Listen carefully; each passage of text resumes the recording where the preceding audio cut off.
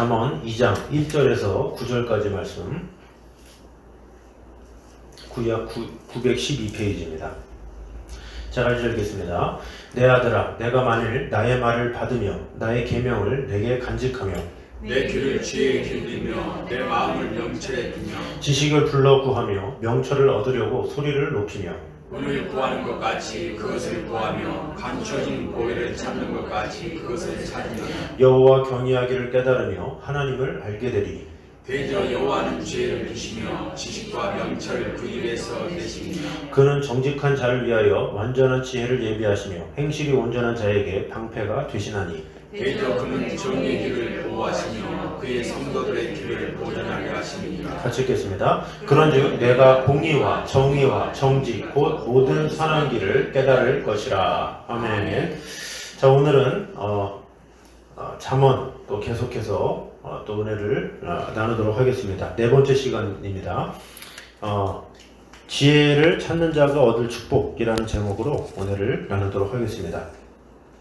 먼저 우리가 볼 것은 하나님의 말씀은 즉각적으로 취해서 가슴 깊숙한 곳에 보관해야 한다라는 것을 오늘 말씀을 통해서 볼 수가 있습니다. 우리 1절 말씀 우리 한번 읽겠습니다. 시작. 내 아들아, 내가 만일 나의 말을 받으며 나의 계명을 내게 간직하며. 아멘. 여기 보니까 내가 만일 나의 말을 받으며 이렇게 말을 하고 있죠. 이 받으며, 이것은 원문을 보면 탈취하다, 빼앗다, 낚아채다, 이런 뜻을 가지는 동사죠. 그래서 누가 먼저 채가기 전에 재빨리 딱 채가는 그런 것을 모습을 볼 수가 있습니다. 그리고 그 뒤에 내게 간직하며 이렇게 말을 하고 있어요. 이것은 간직하면은 저장하다, 비축하다, 감추다, 이런 뜻을 가진 동사로서 누구도 훔쳐가거나 발견하지 못하도록 자기만 알고 있는 깊은 장소에 보관해라, 이런 것을 의미하는 거죠. 그래서 이 말씀은 하나님의 말씀에 대한 이 성도의 바른 자세와 태도에 대해서 보여주고 있다라는 것이죠. 이 하나님의 말씀을 어떤 태도와 자세로 들어야 하는지 아무런 생각 없이 들을 때가 많죠. 이게 10년이 지나고 20년이 지나고 그냥 타성에 젖어서 그냥 교회 왔다 갔다 하는 경우가 상당히 많이 있다라는 것이죠. 그래서 타성에 젖어 살아가다 보니까 이 하나님의 말씀은 살았고 운동력이 있다고 그러는데 그 능력의 말씀을 경험하지 못하고 살아가는 경우가 상당히 많다라는 것이죠. 그래서 이 평소의 삶 가운데 이 하나님의 말씀을 성령의 검으로 이용해서 힘있게 이겨야 되는데 그러긴커녕 그냥 막 맹랑맹랑 해가지고 이것도 아니고 저것도 아니고 그냥 살아가는 경우가 상당히 많이 있다라는 것이죠. 그래서 이 예수님도 마태복음 13장에 나오는 씨 뿌리는 비유를 통해서 그 말씀을 똑같이 하나님께서 주시지만 그것을 어떻게 대하느냐, 그래서 네 가지 마음밭에 대해서 나오죠. 처음에 길가에 떨어진 씨앗이 있어요. 근데 이것은 뭡니까? 그 씨앗이 뿌리가 내리기도 전에 새가 와서 확 이렇게 잡아먹는 것을 말하죠. 두 번째로 돌밭에 떨어진 씨앗은 뿌리는 내리긴 했는데 흙 자체가 깊지 않기 때문에 이제 햇빛에 말라 죽어버리는 그런 것이 나오고, 그 다음에 나오는 것이 이제 가시떨기죠. 그래서 떨어진 씨앗은 이제 가시가 막혀서, 그러니까 웬만큼 자라는데 가시가 막혀서 그냥 죽어버리는 그것에 대해서 말하다가 마지막에 이게 좋은 땅에 대해서 말하고 있죠. 좋은 땅은 말씀을 듣고 지키어 결실하는 자니 30배, 60배, 100배의 결실을 맺느니라, 이렇게 말씀하고 있어요. 그래서 그 하나님의 말씀이 동일하게 누구에게 떨어지는데 어떤 사람에게는 길가에 떨어지고, 어떤 사람은 가시덤불에 떨어지고, 어떤 사람은 돌밭에 떨어지고, 어떤 사람은 좋은 땅에 떨어진다라는 것이죠. 그래서 우리가 올해 예수를 믿어도 변화가 없는 이유, 변화가 없는 경우가 많다라는 거죠. 근데 그거는 어떤 경우냐, 내가 그 말씀이 떠나지면 아멘 하면서 순종하고 적용하고 그 말씀대로 살아가는 그게 있어야 되는데, 그런 것이 부족하게 되면 그냥 듣고만 끝나는 좋은 말씀이네, 그럴듯하네 하는 경우가 상당히 많다라는 거죠. 제가 이 선교단체에 있을 때 처음 성경 공부했을 때의 충격이 그거였어요. 적용을 시키더라고요. 적용을. 이 말씀을 다 배운 다음에 어떻게 하면 좋겠냐, 일주일 동안 어떻게 살 거냐, 말씀에 비추어서 어떻게 할 거냐, 적용을 시키는 거예요. 그 적용을 시키니까 그렇게 해야 되는구나 알게 되고, 또 적용한 대로 일주일 동안 살게 되고, 그 다음에 또 리더한테 보고를 해야 되니까 또 서로 나눠야 되니까 이 이 말씀이 막 이게 살아있다는 생각이 들었어요. 그러면서 이 말씀이라는 게 자꾸 적용하고 내 삶의 경험이 돼야지, 이 경험이 안 되면 소용이 없구나. 제가 그 선교단체 있으면서 그 성경 공부를 하면서 많이 깨달았어요. 그래서 이 적용이 중요하구나. 살게 하는 것, 이것을 배우게 하는 게 중요하구나 라는 것이죠. 그래서 우리에게도 필요한 건 항상 적용이 중요하다라는 거죠. 아무리 말씀을 많이 듣고 찬양을 많이 듣고 암송하고 막 한다 할지라도 적용하지 않으면 내 삶에 아무런 유익이 없다라는 거죠. 그 말씀대로 살아가느냐 안 살아가느냐, 그것에 따라서 열매가 있느냐 없느냐 차이가 있다라는 것이죠. 그래서 우리가 말씀을 듣는 양으로 이렇게 하기보다는 말씀을 어떻게 살아가느냐, 단 하나의 말씀이라도 그것을 건져내서 살아가느냐, 그것에 목적을 맞추는 저와 여러분 되셔서 이 말씀대로 나의 말을 받으며 나의 계명을 내게 간직하며 이렇게 했던 것처럼 주님의 말씀을 잘 적용함으로 하나님을 뜨겁게 경험하는 저와 여러분 되시기를 주님의 이름으로 축원합니다. 자, 그 다음에 말씀을 구할 때, 지혜를 구할 때 어떻게 해야 되는지 우리 3절 4절 우리 한번 읽겠습니다. 시작. 지식을 구하며 명철을 얻으려고 소리를 높이며 은을 구하는 것 같이 그것을 구하며 감추어진 보배를 찾는 것 같이 그것을 찾으면. 아멘. 자, 은을 구하는 것 같이 지식을 불러 구하며 명철을 얻으려고 소리를 높이며 은을 구하는 것 같이 그것을 구하며 감추어진 보배를 찾는 것 같이 그것을 찾으면, 이렇게 이야기를 하고 있죠. 그래서 이 본문의 말씀은 그 예수님께서 또 천국 비유에 대해서 말씀하시죠. 거기서 뭐라 그럽니까? 이 밭의 보화를 발견한 농부, 그것을 그리고 귀한 진주를 발견한 상인이 그 모든 것을 다 팔아서 그것들을 다 사얻는 이야기를 하고 있죠. 그 땅에 보화가 있기 때문에 다 집 팔고 땅 팔고 냉장고 다 팔아가지고 그 밭을 샀다. 왜? 그곳에 보물이 있으니까. 이렇게 보물 비유한 것처럼 바로 지금 그것을 말하고 있다라는 것이죠. 그래서 지혜와 지식과 명철이 담긴 하나님의 말씀에 대해서 열심을 다해서 구하고 그것을 얻는 것에 최상의 가치로 여겨라, 이렇게 말씀하고 있다라는 것이죠. 그래서 은을 찾고 보배를 찾은 경험이 있느냐, 이렇게 되게 보면 사실 광부가 아닌 이상은 별로 경험은 안 해봤겠죠. 근데 성경적으로나 역사적으로나 보면 이 은이나 금이나 이런 되게 광물질을 구하는 건 정말로 어려워요. 성경에도 그런 내용이 나와요. 욥기 보면 28장에 보면 사람이 흑암을 파하고 끝까지 궁구하여 음예와 유황 중에 광석을 사람 사는 곳에서 멀리 떠나 구멍을 깊이 뚫고 발이 땅이 닿지 않게 달려내리니 멀리 사람과 격절되고 흔들흔들 하느니라. 그리고 또 28장 그 9절에서 11절 보면 사람이 굳은 바위에 손을 대고 산을 뿌리까지 무너뜨리며 돌 가운데로 도랑을 파서 각종 보물을 눈으로 발견하고 시냇물을 막아 스미지 않게 하고 감추었던 것을 밝은 대로 내느니라. 이게 뭡니까? 이 귀한 거, 은맥이나 이런 거를 하기 위해서 대가가 지불돼야 된다는 거죠. 어떻게 해서 어떻게든지 막 힘과 마음과 정성을 다해서 그것을 구하려고 애를 쓰는 게 당연하다, 이렇게 이야기를 하고 있는 것이죠. 자, 그래서 이 지금 솔로몬이 말하고 있는 그 모습도 마찬가지다라는 것이죠. 그래서 어둠 속의 위험한 곳에 파들어가지만 어떻게 돼요? 자기 생명은 귀한 게 아니에요. 왜? 이게 너무나도 귀하니까. 우리가 전설의 고향 보면 어머니의 병을 구하기 위해서 산삼을 막 구하러 다니잖아요. 아들이 막 하다가 낭떠러지에서 저 산삼을 따느냐, 내 목숨을 잃느냐, 막 절제절명. 거기서 어떻게 돼요? 그 산삼을 탁 따는데 하는데 결국 살죠. 왜? 주인공 드라마니까, 그죠? 근데 그게 뭐예요? 이거보다 지금 내 생명보다 이게 더 중요하다는 거예요. 그래서 이 하나님의 말씀이 이와 같다라는 거죠. 이 너무나도 귀하기 때문에 내가 어떤 대가를 지불해서라도 그 말씀을 취하는 것이 옳다, 이 취하는 것이 가치가 있다, 그런 마음 가지고 살아가는 것이다 라는 것이죠. 그래서 이 광부는 결국에는 그 몇 마리의 그 은을 얻기 위해서 정성과 생명과 사투를 아끼지 않는데, 은보다 더 귀한 지혜를 얻기 위해서 우리는 얼마나 대가를 지불하냐 라는 것이죠. 내가 얼마나 그 지혜를 얻기 위해서, 하나님의 말씀의 그 놀라운 그 축복을 얻기 위해서 시간과 돈이나 정성이나 많은 희생, 이것을 아낌없이 투자할 수 있느냐라는 것이죠. 그래서 우리는 하나님의 말씀에 대한 소중함을 아는 만큼 또 마음을 다해서 어떻게든지 그 말씀을 취하려고 애를 쓰는 그런 모습이 필요하다라는 것이죠. 그렇게 간절하게 구하면 보배를 찾는 것 같이 그것을 찾으면 이렇게 막 말을 하고 있잖아요. 그래서 이런 것처럼 늘 하나님의 말씀을 간절히 구하고 찾는 그런 자가 되어야 된다는 거죠. 그럴 때 하나님께서 은혜 주시고 함께 하신다라는 거죠. 그래서 우리가 하나님의 말씀의 소중함을 알고 내 생명보다 소중한 것이 하나님의 말씀이요 지혜다라는 마음을 가지고 오늘 그 말씀에 가치를 두고 말씀에 얻게 힘쓰는 저와 여러분 되시기를 주님의 이름으로 축원합니다. 자, 세 번째로 우리 5절 보겠습니다. 5절 찾으면 그랬더니 5절 보겠습니다. 시작. 여호와 경외하기를 깨달으며 하나님을 알게 되리니 그랬습니다. 자, 하나님을 단순히 아는 자가 아니라 경외하는 자가 되어야 된다라고 이야기를 하고 있죠.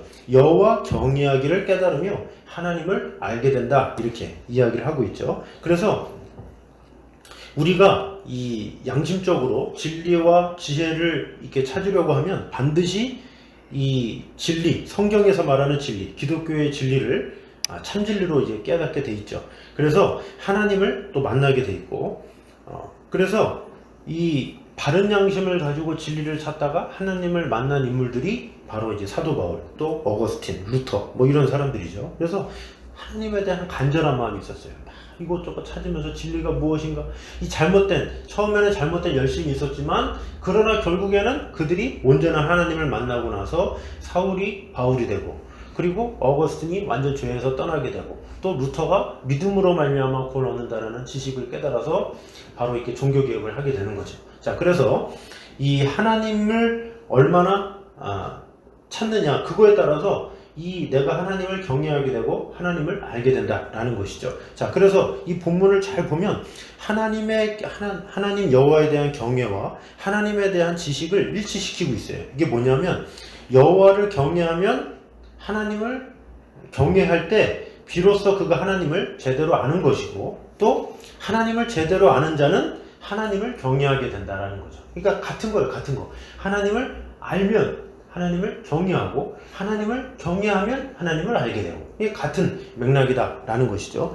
이 베드로가 처음 부름을 받았을 때 마태복음 4장 19절에 나를 따라오너라 내가 너희로 사람을 낚는 어부가 되게 하리라, 되게 간단하잖아요. 그 한 구절이 누가복음에는 5장 1절에서 11절까지 쭉 나와요. 베드로를 부르시는 그 장면이. 근데 그 베드로의 배 위에 올라가서 말씀을 전하시고, 베드로가 그때 감동을 하죠. 그러면서 예수님이 깊은 데로 가서 그물을 던지라 말씀하시고, 베드로가 그 깊은 데로 가서 말씀에 의지하여 내가 그물을 내리리이다 해서 그물을 내리죠. 그랬더니 그동안에 있던 수많은 물고기보다 더 많이 잡혔다. 그래서 막 거기 있는 요한과 막 수많은 사람들이 와가지고 막 도와줬는데 막 그물이 찢어질 정도로 잡혔다 이렇게 나오죠. 그래서 베드로가 뭐라고 부릅니까? 주여 나를 떠나소서 나는 죄인이로소이다 이렇게 얘기를 하고 있어요. 자기가 죄인임을 깨달아요. 그죠? 자기가 죄인임을 고백하는 순간 어떻게 됩니까? 죄인임을 고백하니까 예수님을 경외하죠. 그러니까 어떻게 됩니까? 물고기를 버려두고 예수님을 따라가죠. 그러니까 예수님이 얼마나 위대하신 분이라는 것을 아니까 예수님을 그만큼 경외하고 자신의 인생을 다 내어놓고 주님 앞에 드렸다라는 것이죠. 자, 그래서 우리에게도 그런 것이 중요하다라는 것이죠. 우리 중심에서 우러나오는 하나님을 향한 두려움과 떨림, 이것이 바로 하나님을 아는 거예요. 내가 하나님에 대한 경외함, 이런 것이 바로 이 하나님을 진짜 알게 되고, 또 하나님을 알게 되면 경외할 수밖에 없는 거예요. 세리에게 어땠어요? 하나님을 향한 두려움이 있었어요. 주여 나는 죄인입니다. 바리새인은 어때요? 주여 내가 모두 하고. 근데 하나님을 모르는 거예요. 머리로는 많이 하는데 예수님은 내가 널 모른다 이 독사의 자식들아 얘기하잖아요. 근데 세리는 오히려 저는 아무것도 몰라요 주여 막 이러니까 그래 하면서 그 경외하는 마음을 가지고 세리를 이렇게 사용하신 것을 볼 수 있다라는 것이죠. 그래서 우리가 하나님에 대한 많은 지식을 머릿속에 집어넣으려고 하기보다는 먼저 하나님을 경외하는 마음을 가져야 돼요. 항상 하나님을 신뢰하는 마음, 하나님을 알고자 하는 마음. 그럴 때 하나님을 알고자 할 때 하나님을 경외하게 되고, 하나님을 경외할 때 하나님을 알게 된다라는 것입니다. 그래서 우리 모두가 하나님은 당신을 경외하는 자에게 당신 스스로를 계시하시고 가장 고귀하고 복된 지식 곧 하나님을 아는 지식으로 충족해 주시고 충족시켜 주시고 채워 주신다라는 마음을 가지고 오늘도 그 하나님을 경외하며 하나님을 알기에 심쓰는 저와 여러분 되시기를 주님의 이름으로 축원합니다. 아멘. 자, 6절을 보겠습니다. 6절 시작. 대저 여호와는 지혜를 주시며 지식과 명철을 그 입에서 내심이며. 아멘. 자, 지식과 명철을 그 입에서 내신다라는 것이죠. 자, 이거 보면 참 지혜의 가치를 알고 사모하는 자만이 신령한 지혜를 얻을 수 있다라는 것이죠. 그래서 신령한 지혜의 원천은 여호와께 있다, 하나님께게 있다, 이것을 강조하고 있다라는 것이죠. 그래서 이 지혜는 하나님께로부터만 오는 것이지 사람에게로부터 인위적으로 오는 게 아니에요. 오직 하나님으로부터만 지혜가 오게 된다라는 것이죠. 그래서 이 욥도 뭐라 그랬냐? 그러나 지혜는 어디서 얻으며 명철의 곳은 어디인고 그 값을 사람이 알지 못하나니 사람 사는 땅에서 찾을 수 없구나 그랬어요. 사람 사는 땅에서는 지혜가 뭔지 도저히 알려줄 수가 없다 이야기를 하고 있죠. 오직 하나님께로만 지혜를 얻을 수 있다라는 것을 말하고 있어요. 그래서 여기서 이 6절에서 대저 여호와는 지혜를 주시며 그랬는데 주시면은 원문상으로 보면 미완료형이에요. 그래서 간절히 찾고 구하는 자에게 그 구하는 바를 하나님께서 지속적으로 부여해 주신다 이것을 의미하고 있어요. 그러니까 지혜를 구하면 하나님께서 주시고 또 주시고 계속 주시고 앞으로도 주시고 완전히 보장해 주신다라는 것을 볼 수가 있다라는 것이죠. 그러면 우리가 간절히 찾고 구한다라는 건 뭐예요? 하늘로부터 오는 신령한 지혜의 가치를 분명히 깨닫고 그것만이 우리 인생의 유일한 도움이고 구원이 된다라는 사실을 절감하는 거예요. 그것을 절감하는 게 이 하나님의 지혜를 구하는 것이고 간절히 이렇게 찾는 것이다 라는 것을 볼 수가 있죠. 이 목마른 사슴에게 있어서 이 물이 절실하겠죠. 그 사슴한테 아무리 다른 음식 해봤자 뻑뻑한 거 해봤자 소용이 없어요. 물을 줘야 돼, 물을. 그래야 그 사슴이 그것을 가지고 힘을 얻는 것이죠. 그래서 항상 이 간절함을 잘 이렇게 채우는 그것이 참 중요한데 이 솔로몬에게 있어서도 간절함이 있었어요. 그 간절함이 뭐였냐? 솔로몬은 지혜에 대한 간절함이 있었어. 왜? 자신의 아버지가 다윗이지만 자신이 좀 잘못된 출생을 했잖아요. 밧세바를 통해서 자기가 낳은 아들은 죽고 그 다음 아들이잖아요. 그래서 어떻게 보면 온전한 그런 관계에서 난 게 아니라 다윗은 어떤 불륜의 관계에 의해서 난 게 솔로몬이에요. 그래서 솔로몬이 이길 수 있는 것은 지혜밖에 없어. 거기서 아무리 힘과 권력을 다른 형들한테 능히 이길 수 있습니까? 아무것도 할 수 있는 건 없어. 그래서 솔로몬은 쥐야 하면서 간절하게 기도를 했죠. 어떻게 1000번제를 드리면서까지 간절하게 기도를 했어요. 무엇을 구하면서? 지혜를 구하면서 기도했다라는 것이죠. 그래서 솔로몬이 그런 지혜에 대한 목마름이 있었어요. 주여, 제가 백도 없습니다. 아무것도 없습니다. 저희 어머니 아버지는 이런 관계를 통해서 솔로몬이 제대로 알았겠냐마는 주여 이런 쉽지 않은 상황입니다. 뭔가 이렇게 형들도 너무나도 많고 이런 어려운 상황에서 주여 필요한 것은 지혜밖에 없습니다. 하나님께 구하고 계속 구했다라는 거죠. 그렇게 1000번째 예배를 통해서 구했기 때문에 하나님께서 딱 꿈에 나타나서 솔로몬에게 내가 너에게 무엇을 받기를 원하느냐 이렇게 이야기를 하고 있죠. 그랬더니 듣는 마음을 주세요 이렇게 얘기를 하고 있죠. 그래서 궁극적으로 솔로몬이 구한 것은 어떤 지혜지만 그 지혜가 바로 듣는 마음이다 라는 것을 알고 하나님 앞에 그것을 구한 거죠. 다른 사람의 말을 들어줄 수 있는 포용력 있는 왕이 되게 해주세요. 그때 하나님께서 지혜도 주고 명예도 주고 뭐도 주고 듣는 마음도 주고 모든 왕에 대한 모든 성품을 다 줬죠. 그래서 결국에는 그런 갈급함을 가진 솔로몬에게 하나님께서 나타내 주시고 은혜 주셨다라는 것이죠. 그 마찬가지로 우리 안에서도 하나님에 대한 신령과 지혜와 또 은혜에 대한 갈급함 그리고 사모함 이런 게 있어야 돼요.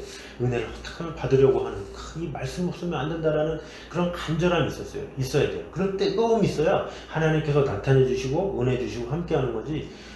그냥 때가 됐으니까 예배드리고 때가 됐으니까 성경 읽기 하고 이러면 아무 일 안 일어나요. 10년이 돼도 20년이 지나도 30년이 지나도 아무 일 안 일어나요. 그래서 하나님의 역사를 못 느끼는 사람은 평생 못 느끼는 거야. 왜? 간절함이 없으니까. 그러나 그걸 항상 느끼는 사람은 항상 간절하니까 항상 경험하게 되는 거죠. 그래서 하나님이 있고 없고는 나의 간절함의 문제다라는 거죠. 내가 간절한 만큼 하나님께서 은혜 주시고 찾아오시고 역사하시지만 내 안에 간절함이 없으면 하나님께서 응답을 해줄 수가 없어요. 왜? 해줘봤자 간절하지도 않은 사람한테 해봤자 욕만 먹지. 그잖아요. 간절한 사람한테 해야 고맙습니다, 감사합니다 이런 대답이 나오지. 간절하지도 않은 사람한테 뭐 해봤자 뭐 별로 반응도 없어요. 그래서 하나님은 이렇게 뭔가 간절한 사람에게 더 이렇게, 부모님도 이게 자녀에게 되게 간절히 주세요 막 이렇게 그러면 내가 해줘야 되겠다 이런 마음이 막 쏟아요. 그럴 때 딱 줄 때 서로 기쁘죠. 근데 자녀들은 별로 바라지도 않는데 굳이 사주면 준 사람도 민망하고 받은 애도 좀 시큰둥하고 그런 거예요. 이 하나님에 대한 간절함도 마찬가지죠. 내가 간절하게 뜨겁게 간절하게 구해야 하나님께서 그 마음을 아셔서 은혜 주시고 지켜주시고 보호해 주신 것이지, 내가 시큰둥한데 뭐 하나님께서 은혜를 줄 수가 있겠습니까? 하나님의 역사 뭐 오면 오는 거고 아니면 아닌 거고, 뭐 지금 시대가 어느 때인데 뭐 이런 식으로 하면 10년이 지나도 20년이 지나고 평생 하나님과 경험하지 못하고 죽는 경우가 많다라는 것이죠. 그래서 우리 모두 하나님의 말씀, 하나님의 지혜, 신령한 은혜, 이것을 가장 최고의 가치로 여기고 그것만을 온전히 찾는, 간절히 찾는 저 여러분 되시길 주님의 이름으로 축원합니다. 자, 마지막 5번째 보겠습니다. 우리 2장 9절 읽겠습니다. 시작. 그런즉 내가 공의와 정의와 정직 곧 모든 선한 길을 깨달을 것이라. 아멘. 자, 여기 보니까 지혜의 귀를 기울이고 그것을 구하고 찾으면 공의와 공평과 정직의 길을 깨닫게 될 것이다, 이렇게 이야기를 하고 있는 거예요. 자, 여기서 말하는 공의는 뭐냐면 바르다, 곧다, 여기에서 파생된 말이에요. 그래서 도덕적인 의미는 올바름 뭐 이런 것을 의미하는 것이죠. 그리고 정직은 인간의 내적 면목, 곧 그의 사상과 양심에 있어서의 올바르고 성실한 태도, 그것을 의미하는 것이다 라고 볼 수가 있어요. 그래서 5절 이하의 말씀에서 뭐라 그럽니까?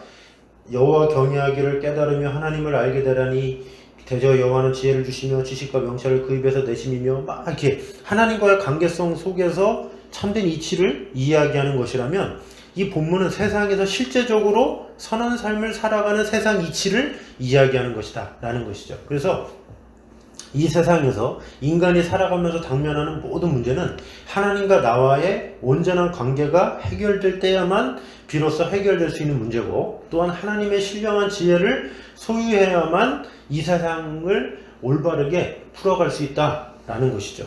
자, 그래서 이 세상 사람들은 모두가 다 자기 나름대로의 원칙이 있어요. 그 원칙을 가지고 살아가죠. 이 각자의 철학이 있다라는 거죠. 그런데 각자의 철학이 있고 원칙이 있고 고집이 있는데 그것을 가지고 이사야 53장 6절에는 뭐라 그럽니까?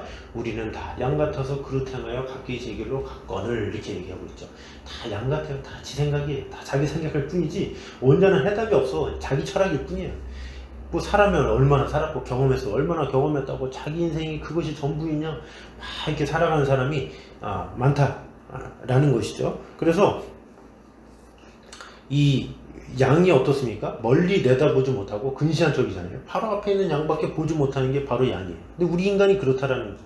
바로 앞에 있는 것, 이것만 보고 막 그것이 전부인 양 살아가는 그런 모습이 우리에게 있다라는 것이죠. 그래서 우리 인간은 눈앞에 당장 보이는 이 당면한 문제에 대해서 당장 유익을 얻는 대로 그것만 이렇게 쫓아서 산다라는 것이죠. 그런데 성경은 그러한 삶을 실패한다라는 거예요. 이 당장 보이는 유익을 따라 살지 말라. 멀리 바라는 거예요. 멀리. 그 멀리 보는 게 뭐예요? 하나님의 말씀, 하나님의 지혜를 얻고 따르는 것, 이것을 말하는 거예요. 지금 당장 보이는 유익과 이런 거 따르지 말고 하나님의 말씀대로 차근차근히 딛고 가면 하나님께서 지혜 주실 거야, 이렇게 얘기를 하는 거예요. 예수님의 가르침이 그러잖아요. 복음서에 나오는 게 그거예요. 누가 크냐? 섬기는 자가 크다. 그러면 섬기지 않는 사람, 약삭빠른 사람, 그 사람은 어떻습니까? 지금 섬기지 않더라도 내가 지금 당장 유익을 얻기 때문에 섬기지 않고 막 살잖아요. 근데 나중에 그게 다 사람 다 떨어져 나가고 아무 소용 없잖아요. 그러나 처음에 섬기고 사랑하면 처음에 손해보는 것 같고 대가지 불대는 것 같고 답답하는 것 같지만 그것이 결국에는 이렇게 시간이 지나고 나면 다 보상이 되는 거예요. 하나님 말씀이 다 그런 거예요. 너희들이 어디에 가면 이 상석에 앉지 말고 말석에 앉으라, 그러잖아요. 그런 게 다 그런 거예요. 지혜예요. 시간이 걸려. 근시안적인 게 아니에요. 항상 이렇게 멀리를 보게 하는 그런 지혜의 말씀이다라는 것이죠. 우리가 그 말씀 안에 거하게 되면 지금 당장에는 뭔가를 얻는 것이 없는 것 같다 할지라도 하나님은 분명히 보상시켜 주신다. 그것이 하나님의 말씀이다라는 것이죠. 그래서 이 농사를 칠 때 아이가 이렇게 쟁기질을 하잖아요. 저도 뭐 쟁기를 만져본 적이 없어요. 도시 사람이라. 그죠? 네. 그래서 쟁기가 뭔지 모르는데 하여튼 들은 바로는 쟁기를 할 때 뭐 이게 소에다가 이렇게 쟁기를 해가지고 이렇게 이렇게 하면 하는데 이 아이가 아버지한테 쟁기질을 배우는데 자꾸 이렇게 삐뚤삐뚤하는 거예요. 이렇게. 네. 왜 그러냐? 왜 이렇게 너 이렇게 삐뚤빼뚤하냐? 이렇게 소 뿔 보고 쟁기를 져가지고 그렇다라는 거죠. 소 뿔 보니까 계속 움직이는데 뭐 그게 되겠어요? 그러지 말고 멀리 있는 나무를 보고 이렇게 쟁기질을 해라. 그랬더니 그 아이가 다 그대로 쭉 이렇게 갈 수 있게 됐다라는 것이죠. 이 말씀이 그래요. 하나님의 말씀은 변함이 없어요. 지금까지 1.1에게 오차가 없었어요. 그래서 그 말씀을 붙잡고 살아가면 당장에는 움직이는 것 같지 않죠. 그러나 그것이 지속적으로 내 삶을 지키고 보여주시고 은혜주신다라는 것이죠. 그래서 우리는 세상의 이치, 세상의 말들 이런 것에 귀 기울이는 것이 아니라 하나님의 말씀에 우리가 귀를 기울여야 된다는 거죠. 뭐 지금이 어느 때인데 옛날의 말씀을 천만에 만만의 통떡이에요. 그죠? 예. 태초부터 시작된 이 하나님의 말씀은 예나 지금이나 변함없이 우리를 변화시켜 주시고 은혜 주시고 왜? 하나님이 살아계시기 때문에 그래요. 만약에 그냥 죽은 누구의 책이다 그러면 뭐 기한이 있겠죠. 그러나 이 책은 영원히 변치가 않아요.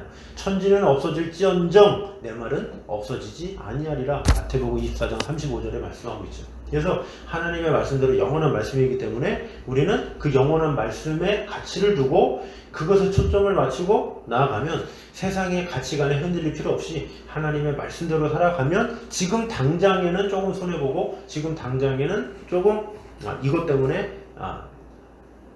뭔가 얻어지는 게 없다 할지라도 결국에는 하나님께서 은혜 주시고 보상해 주시고 갚아 주신다라는 것입니다. 그래서 우리 모두가 하나님의 지혜를 찾고 그 지혜의 말씀에 귀를 기울임으로 말미암아 바른 삶, 하나님께서 원하시는 삶, 하나님께서 사용하시는 그 삶, 그것에 욕심을 두고 마음을 다하는 저와 여러분 되시기를 주님의 이름으로 축원합니다. 기도하겠습니다. 하나님 감사합니다. 하나님께서 우리와 늘 언제나 함께 하셔서 우리를 지켜주시고 보호해주신 하나님의 은혜를 찬양합니다. 아버지 하나님, 우리에게 지혜가 필요합니다. 하나님의 말씀이 필요합니다. 아버지 하나님이 하나님의 말씀을 내가 온전히 간직하고 온전히 받기 원합니다. 아버지 하나님, 어떤 말씀이 들려질 때에 그것을 결코 지나치지 아니하고 아멘하고 순종하며 적용함으로 말미암아 그 말씀이 내 안에서 살아 역사하는 것을 경험할 수 있도록 주님 지켜주시고 은혜 더하여 주시옵소서. 아버지 하나님, 세상에 그 무엇보다 무엇이 가장 귀하겠습니까?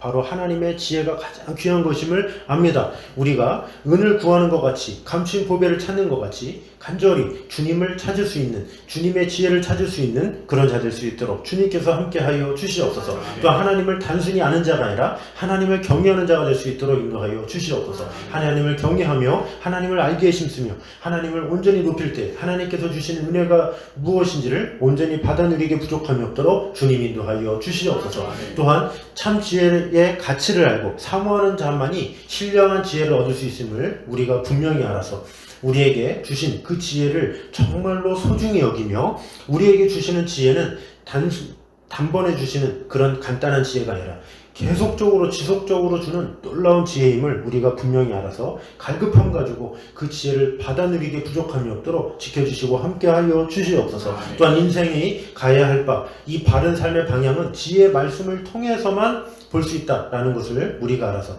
우리가 세상의 지혜를 따라가는 것이 아니라 오직 하나님의 지혜를 따라 하나님의 말씀을 따라 하나님의 뜻을 따라 살아가는 그런 자들 될 수 있도록 인도하여 주시옵소서. 지금 당장에는 손해를 본다 할지라도 지금 당장에는 사람들이 손가락질 한다 할지라도 그러나 그 영원하신 하나님의 말씀은 지금부터 또 영원까지 절대 변하지 않고 살아있는 그 하나님의 말씀이오니 그 말씀 붙잡고 그 말씀으로 승리하며 그 말씀으로 늘 새힘을 얻는 그런 자들 되어서 아버지 하나님, 지금 당장에 근시안적인 바로 앞을 바라보는 사는 것이 아니라 영원하신 천국, 하나님께서 주신 비전, 그 소망을 가지고 나아갈 수 있도록 인도하여 주시옵소서. 그러므로 말미암아 하나님께서 주신 지혜와 은혜가 무엇인지를 내가 지금 경험할 수 있도록 인도하여 주시옵소서. 그저 타성에 젖어서 어제 믿었으니 오늘도 믿고 어제 예배 드렸으니 오늘도 예배 드리겠다라는 마음이 아니라 어제 만난 그 하나님, 그 뜨거운 하나님을 오늘도 만나며 경험하며 매 순간마다 체험함으로 말미암아